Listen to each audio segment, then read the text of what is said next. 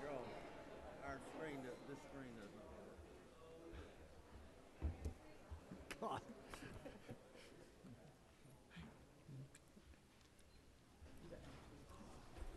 Well, good morning. I don't know if I can start yet. Mr. Powell's not here, and that means that Madam Chair has to get up when he gets here because he's gotten so big. Oh, I'm sorry. Did I say something out of the way? He ain't that big. Don't worry about it. Y'all bow with me. Gracious Heavenly Father, for another day in your kingdom, we just say thank you for the beautiful day, for the blessings of the day. We give all the thanks to you. Thank you for loving us. Thank you for keeping us in your hands, leading and guiding us. We ask that you bless us and keep us, and do these things in the name of my Savior, Jesus. Amen.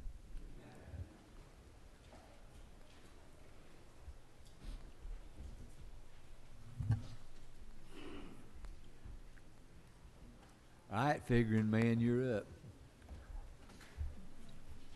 Well, good morning, Mr. Chairman, members of the committee. Come today asking for a little housekeeping bill, House Bill 684. Well, all right then. I think that was it. I reckon so. We're trying to be nice. I think that y'all all, if we have this discussion every year, we have appropriations meetings, subcommittee meetings where everything's asked, and hopefully all questions are asked, so that my chairman won't get beat up in here and get his stuff on the floor. And if there's questions on the floor, I guarantee you he will be prepared to answer them. Thank you. We love you, Terry. Thank you, sir. Ms. Rakestraw. Thank you, Mr. Chair, members of the committee. I have two resolutions to ask for. The first one is H.R. 913, and it's a House Study Committee to look at pre-arrest diversion programs, to look at this new and emerging programs that are developing pathways to look at people that need mental health and addiction services and diverting them into treatment when they need treatment in lieu of jail, or to help them get into treatment when they're not involved in a crime. And then the second one is H.R. 447, and this declares pornography a public health concern to help us combat what's going on the demand side of sex trafficking. We have a problem with the screen up here, ladies and gentlemen, so if you have a question, raise your hand. We'll give you a microphone. Or hopefully the microphone might work. No questions, thank you. Thank you.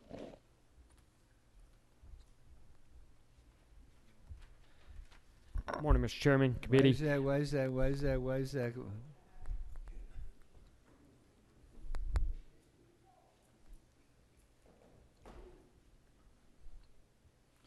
Mr. Morris, you can get in the hot seat now. Oh, you're already there. I'm sorry. My apologies, sir. Ready to begin. I'm here to ask for your support for Senate Resolution 794. This is a companion bill to one that was already passed in the House to establish the joint Georgia-North Carolina and Georgia-Tennessee Borderline Commission. It is 794. It's at the bottom of modified open rule.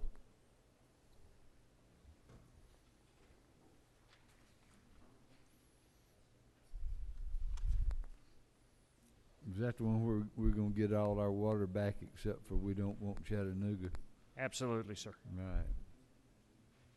Any questions? Nobody's hands up. Thank you. Thanks, sir. Mr. Hill. Thank you, Mr. Chairman, and appreciate your support for House Resolution 944. And that's representing the people of the Republic of China. They're organ harvesting against a group called Falun Gong. And I would appreciate your support.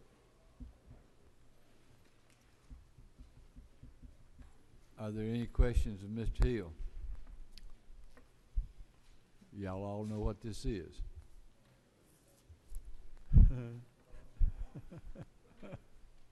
It's a real good resolution is what it is. There's no questions. Thank you, sir.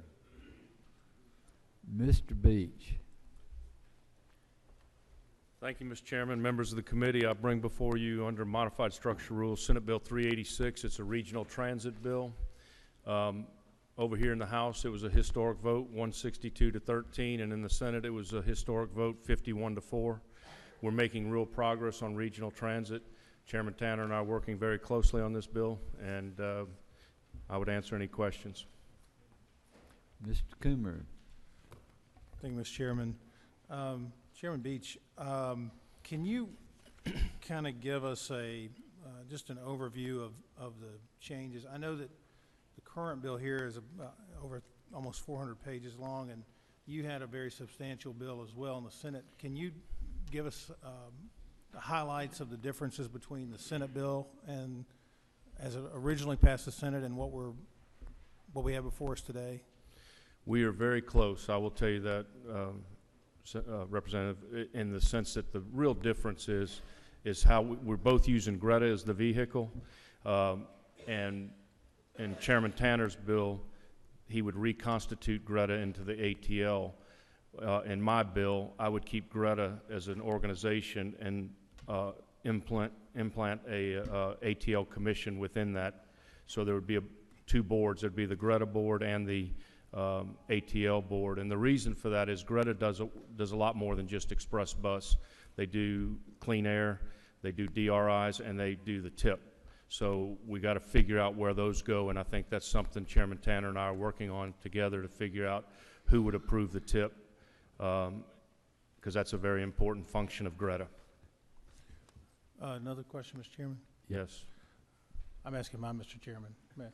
Yep. Thank you. Under Article 8 of the current bill, there's a treatment for an excise tax, excuse me, on for hire ground transportation service. Was that portion also in the Senate? No, it was not. We did not have anything except a 1-cent sales tax to be voted on by the voters after they come up with a project list. We didn't have any fees or taxes, and we thought that should generate out of the House.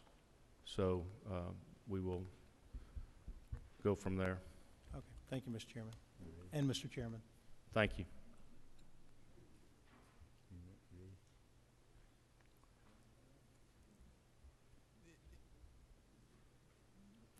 Madam Pro Tem.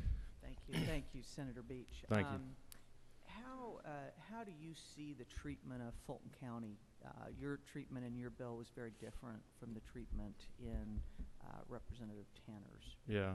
Well, I just think that Fulton already is in place with MARTA, and they're working on a .25 with the county commission and the mayors, and we're going to let them continue to just work on that issue. But Chairman Tanner's is .2.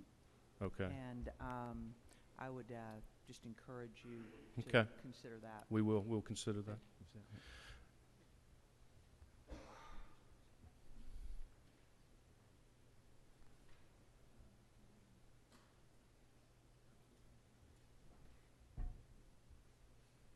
Mr. Harrell. Thank you. Chairman Beach, could you give us an update on where the House version of the bill stands now, Chairman Tanner's legislation? Well, the House bill is in my committee. We're going to have another hearing on it Monday. His bill was it was, I think, 60 pages. Mine was 15, and he took my bill and stripped it and put House Bill 930 into SB 386. And we're going to look at doing the same next week. We're going to have another meeting. We just had a few more questions and want to have another hearing on Monday. So I think we'll get there. 'Cause listen, we want to go to conference and we want to get this done. And let me say this. Chairman Tanner and I both agree on this. We want a unified system that can cross jurisdictional lines in a seamless, efficient, clean, and most of all safe manner that's very customer-centric to get our citizens across jurisdictional lines, again, in a seamless, efficient way so they can get to their jobs and hopefully reduce some congestion and increased mobility. So we're on the same page. We just got a few little details to work out. Thank you. Anybody else got a question? No more questions. Thank you. Thank you, Mr. Chairman, committee members. Mr. Black.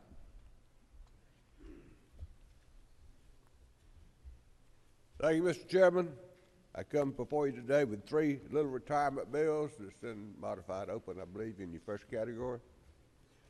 First being Senate Bill 129, which is a bill that would allow veterans that have not served long enough to accrue any military retirement that they can buy in to the ERS at full actuarial value.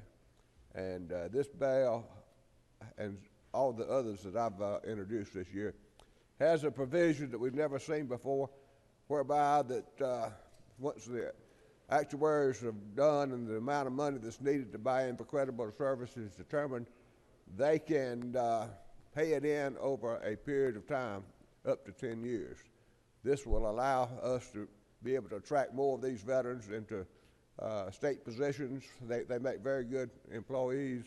And in the past, we've had a lot of bills passed that allowed for people to buy in for credible service, but once we go through all of the expense of doing an actuary and present them with a bill, they can't afford it. And so this will just make it a little bit better. Mr. Harrell. Senator Black, on Yes, sir.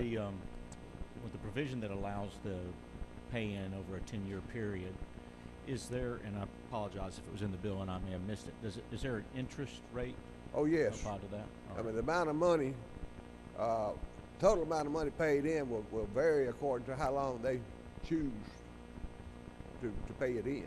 Very good. Thank So you. Next one. Oh, yeah. 197 is a bill that provides that all buy-ins for credible service will be at full actuarial cost. Over the years, we have passed a number of bills that allow people to buy in for credible service that was at less than full actuarial cost. The people that's already exercised their rights under that won't be affected, but moving forward, no one will be able to buy into any of our retirement systems at less than full actuarial cost. Does that mean that when we do the actuarial studies on retirement bills, that the people that do those studies will not only look at what it costs to buy in, but what the cost is over the lifetime of the employee being an employee? Well, first off, that's controlled by the boards of these retirement programs. I mean, it should be. We're in a real crisis right now because we've had a perfect storm come together where a number of factors that have hit us real negative. We're coming out of the greatest recession since the Great Depression of the 30s. And we have, for about 15 years, had pretty static salaries. And we're facing a situation now that we have people that are retired drawing on a salary that's pretty much in line with what the active employees are paying in on. Historically, we've had a situation where that the people that were paying in on salaries at much higher than what the people drawing out, which they were drawing on the salary when they retired. And so that has caused it. And along with this, we have had some changes that was made in the accounting practices that was, I'll say, coerced on us by some of the bond raters that has caused us to move away from the 30-year amortizations of these imbalances.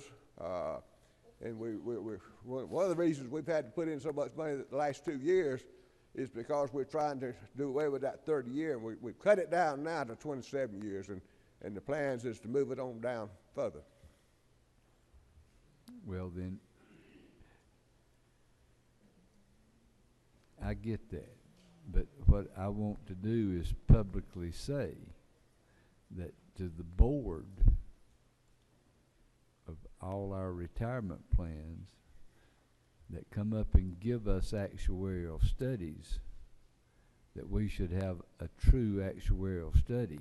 And it's not just the cost up until the day we do it, because the actuarial study should consider how much benefit's going to have to be paid out someday.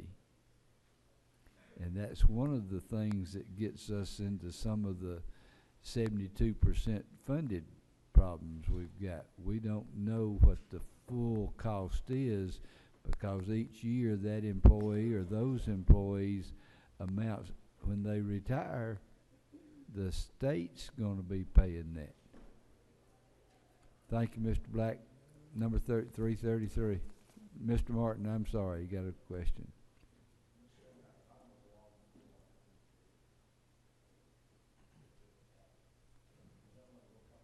I'll yield and ask him next time I know move forward. Okay. Yeah, one other bill. Mr. Black, number 333. This one is a bill that was requested by the several of the cities. I think you've already passed a same bill in the House. We just had two bills introduced in both bodies, so we're using a double barrel shotgun approach. We hope that we can get one of them all the way home.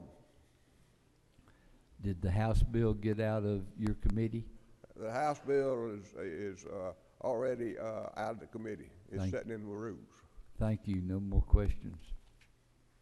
Thank y'all. Ms. Underman. Good morning, Mr. Chairman and members of the committee. On page 1, about halfway down, is Senate Bill, right in the middle, Senate Bill 17. This bill deals with alcoholic beverages and the ability to sell on Sunday.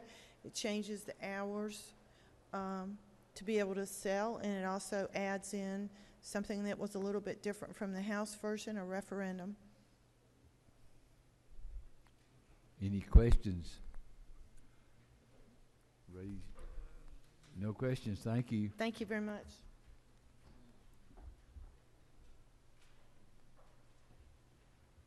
Mr. Anderson. Thank you, Mr. Chairman. I come on my third visit and my second time. Thank you, Mr. Anderson, for being here. No questions. Thank you. Senate Bill 3. I believe it or not, I got it.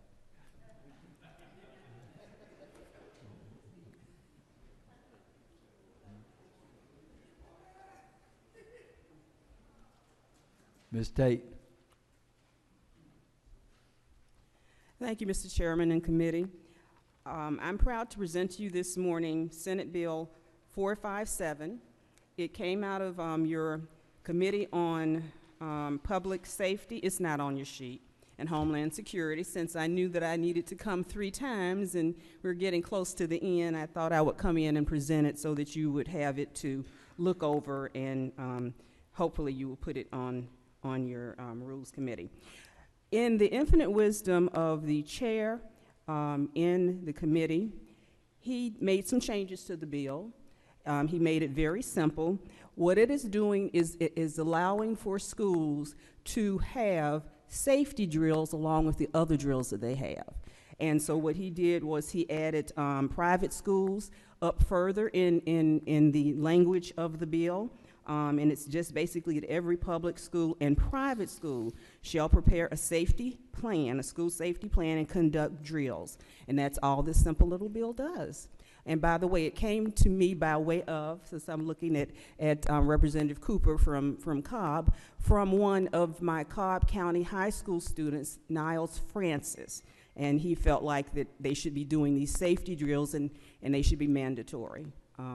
So that's what the bill is in a nutshell.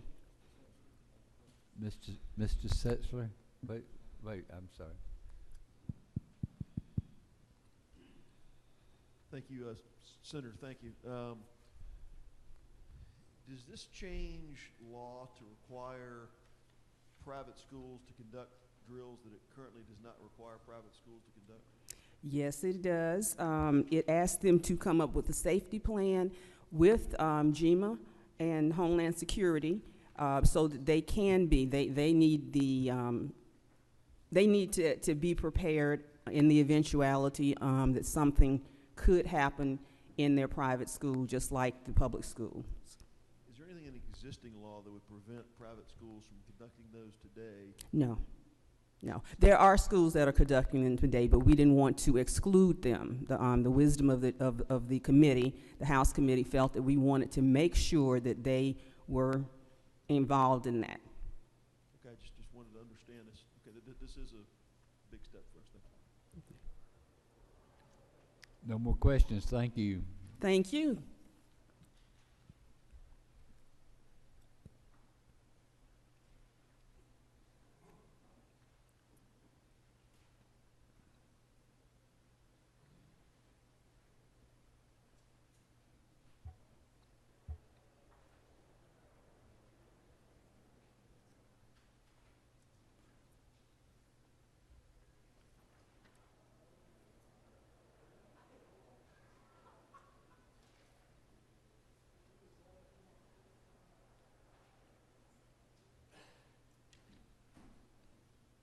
I don't know how we're going to get them over here 3 times.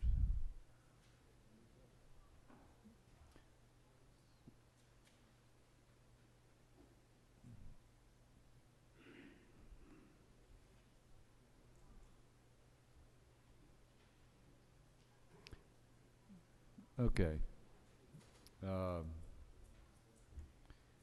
I'm going to set a supplemental calendar for today. HB 684. All those in favor signify by aye. All right, that's the supplemental calendar. We're going to set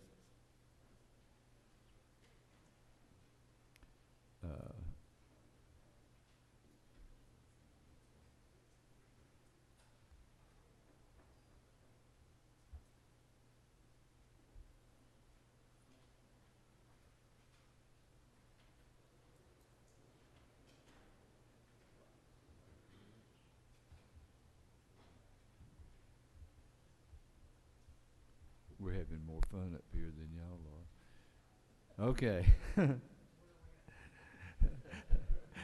Mandy. We'll set the calendar for Monday. The 33rd legislative day. Under modified open, SB 17.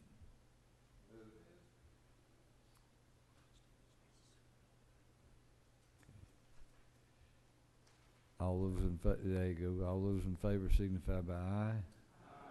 Aye, it's on for Monday.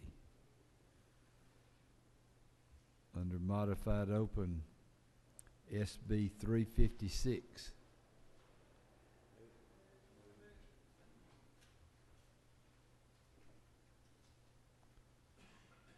All those in favor signify by aye. Under modified open, SR 794.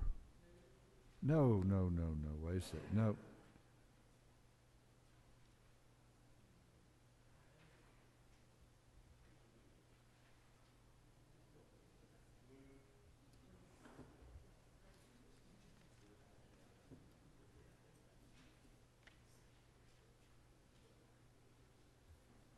I'm not going to put that one on. Take that, strike that.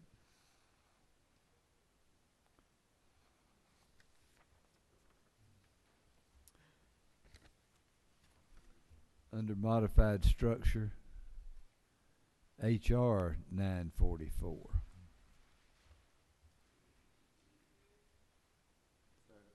All those in favor signify by aye. It's on. Under structured, SB 371.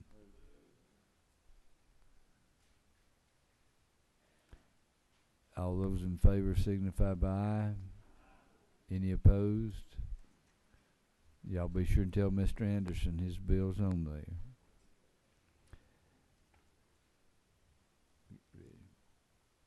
Mr. Stevens.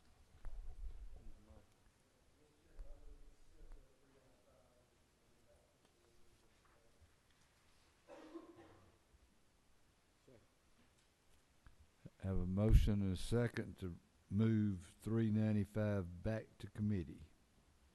Any opposed? It's back to committee.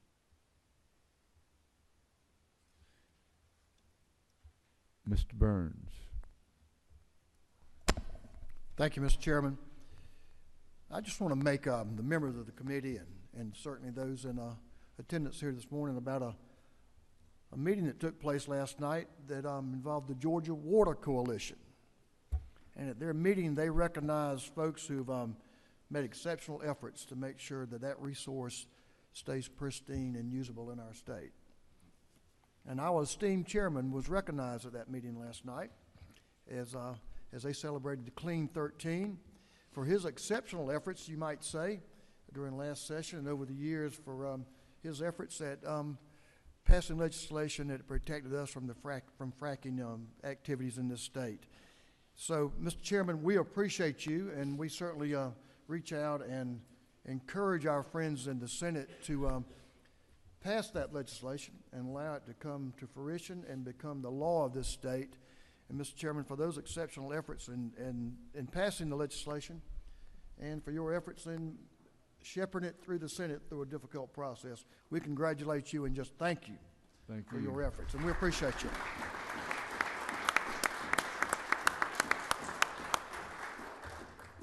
Well, there ain't nobody from the Senate listening except PK. Thank you. You never know, Mr. Chairman, who's listening, do you? Oh, okay.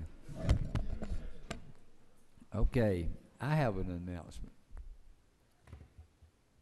Happy birthday, Richard Smith.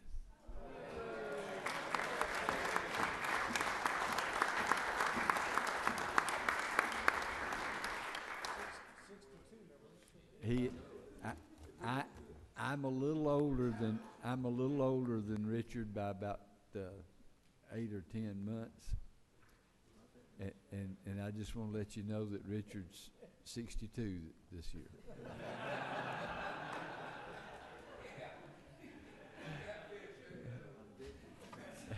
He said he was 50. Boy, I'm feeling better all the time. I love you. Bye.